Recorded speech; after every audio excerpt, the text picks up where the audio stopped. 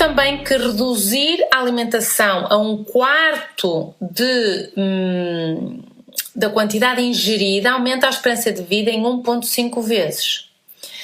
Também sabemos que o tabaco é um perigo de saúde pública, vamos dizer assim, é um perigo bem conhecido do público, mas o açúcar, por exemplo, é tão prejudicial como o tabaco.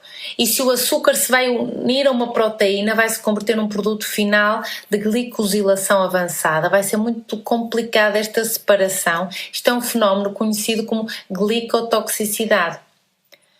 Então é muito importante que saibamos, e eu dei uma palestra só sobre o açúcar, é muito importante que saibamos que devíamos parar de infligir danos e lesões ao nosso próprio corpo, à nossa estrutura molecular, com a ingestão de produtos alimentares que façam disparar os níveis de açúcar.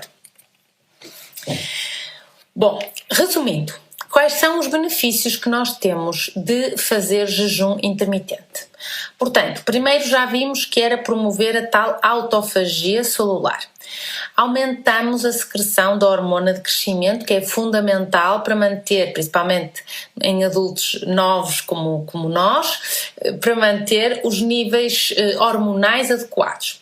Prevenção de doenças neurodegenerativas, prevenção de doenças cardíacas, prevenção de doenças cardiovasculares, aumento da sensibilidade à insulina, muito importante, como auxílio no emagrecimento, como aumento da economia e aumento de praticidade, porque é mais fácil não comermos o pequeno almoço ou o jantar. Combate ao stress oxidativo, ajuda na inflamação crónica, aumenta a expectativa de vida e possivelmente previne o cancro. Quando estamos a jejuar, estamos a favorecer a reparação celular, esta tal reciclagem celular, como auxílio na perda de peso, porque tendemos a diminuir as calorias totais que comemos durante o dia e, portanto, o nosso corpo vai utilizar as reservas de gordura de uma forma mais eficiente. Portanto, o jejum intermitente não só reduz a quantidade de calorias ingeridas, porque limita-nos a quantidade de refeições, mas vai gastar as reservas de gordura do nosso organismo. E isso auxilia a aumentar a quantidade de calorias guardadas. Portanto, vai auxiliar na perda de peso. E, além disso, ajuda na regulação hormonal, como os níveis de insulina, noradrenalina, da hormona de crescimento, promove uma sensação de bem-estar com muita energia, o cérebro fica mais alerta e mais ativo, porque como não estamos a gastar energia para fazer a digestão, podemos ter energia para outros processos celulares. Tem uma ação anti-envelhecimento porque estimula o organismo a viver mais tempo e menos inflamado, e então de uma forma geral, podemos dizer que o excesso calórico, da forma como estamos hoje em dia habituados a sofrer pela sociedade na qual estamos inseridos, leva a um envelhecimento precoce, leva a uma inflamação crónica, leva a um stress oxidativo e leva a cancro, essencialmente estas 4 coisas que já são muitas. E então podemos dizer que a restrição calórica, como por exemplo através do jejum, exatamente também porque modula o sistema imunitário, atua no envelhecimento, atua na inflamação, no stress oxidativo e no cancro.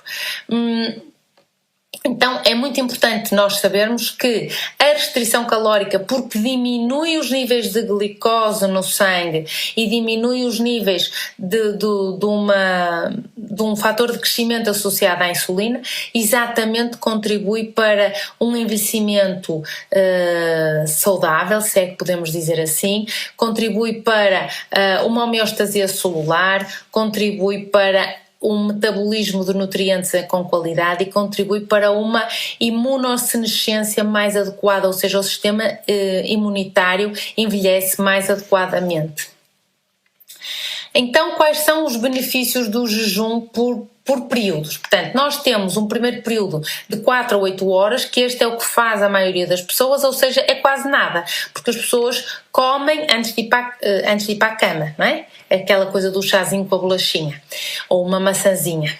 Acho fantástico. Então, aqui isto só permite basicamente o esvaziamento do estômago e uma pausa na produção de insulina, mais nada. Mas quando nós começamos a fazer um jejum de 12 horas, aqui já conseguimos efetivamente que o nosso sistema digestivo descanse, que a energia do alimento já tenha sido queimada e que o nosso corpo começa aqui o processo de cura. Portanto, 12 horas de jejum é básico, ok? Então, jantam às 7 ou às 8 e só comem às 8 horas do dia seguinte.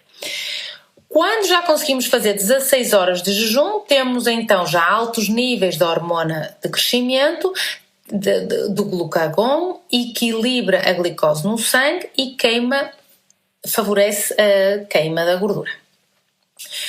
24 horas para profissionais, já temos uma autofagia ativa, vai drenar os estoques de glicogênio. 36 horas, a autofagia aumenta em 300%. Vejam, por exemplo, porque é que um paciente com cancro deve fazer um jejum de 36 horas.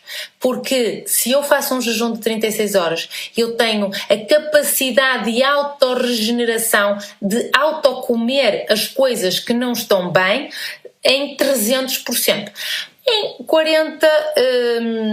48 horas, aqui já é para regenerar o sistema imunológico, para cancro, para reduzir a inflamação enormemente. Então isto já tem que ser com um acompanhamento médico muito bem, digamos, muito rigoroso.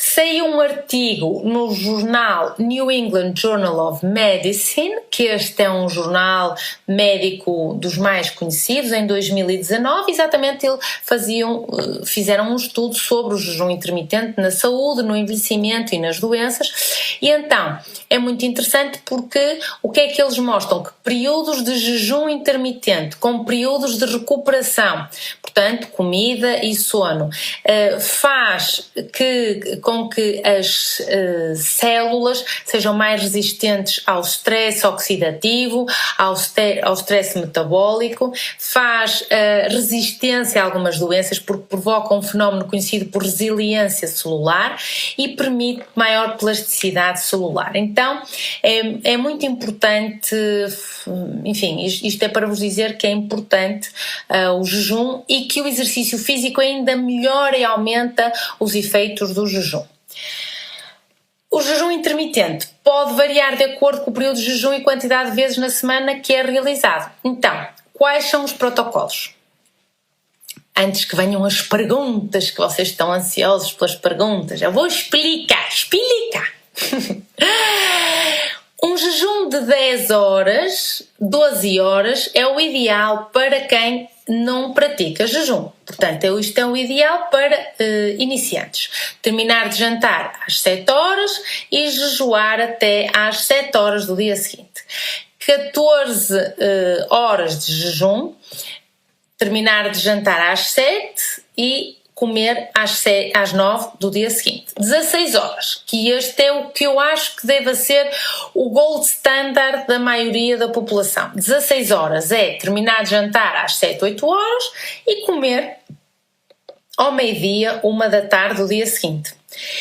Já um jejum mais avançado serão as 18 horas, portanto, terminar de jantar às 6 horas e vai jejuar até ao meio-dia, ou terminar de jantar às 8 e só come às 2. Portanto, isto agora vai depender do tipo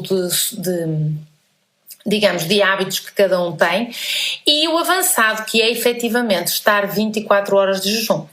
Então, o jejum de 24 horas é exatamente isso, é comer e depois só comer passado 24 horas, é muito fácil de seguir. Este é um jejum que pode ser conseguido uma vez por semana, uma vez por mês, vai depender dos hábitos das pessoas e daquilo que querem atingir. O jejum de 16 horas é aquele que eu acho que é básico, que não tem desvantagem absolutamente nenhuma.